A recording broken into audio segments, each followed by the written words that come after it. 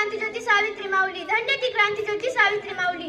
सन्माननीय व्यासपीठावरील मान्यवर, वंदनीय गुरुजन वर्ग व येथे उपस्थित माझे बालमित्रांनो, आज 3 जानेवारी भारतीय प्रथम शिक्षिका मुख्याध्यापिका स्त्री शिक्षणाच्या प्रणेत्या क्रांतिज्योती सावित्रीबाई फुले यांचा जन्मदिवस. त्यांच्या प्रतिमेस अभिवादन करून मी माझ्या भाषणाला सुरुवात करते. तुझ्या उतुंग भरारी पुढे गगनही ठेंगणे भासावे, तुझ्या विशाल पंखाखाली विश्व ते सारे वसावे, तुझ्या विशाल पंखाखाली विश्व ते सारे वसावे.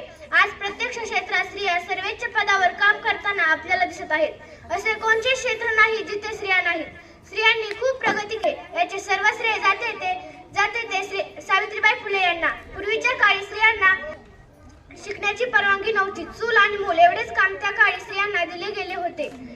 त्यामुळे वाचन लेखन यांच्याशी त्यांचा दूरपर्यंत कसलाच संबंध नव्हता. या अनिष्ट पद्धती मोडून काढण्यासाठी सावित्रीबाई फुले यांनी आणि महात्मा फुले यांनी इसवी सन 1848 मध्ये पहिली महिला शाळा पुणे जिल्ह्यात स्थापना केली. सावित्रीबाई फुले ह्या स्वतः मुलींना शिकवण्यासाठी शाळेत जात असत, परंतु हे तेथील लोकांना आवडत नव्हते. लोक त्यांच्यावर माती, शेण, दगड फेकत असत, परंतु सावित्रीबाई फुले आणि महात्मा फुले हे मागे हटले नाही. त्यांनी आपले कार्य चालूच ठेवले. सावित्रीबाई फुले यांनी स्त्रियांच्या शिक्षणासाठी त्यांचं अख्खं आयुष्य पणाला लावलं.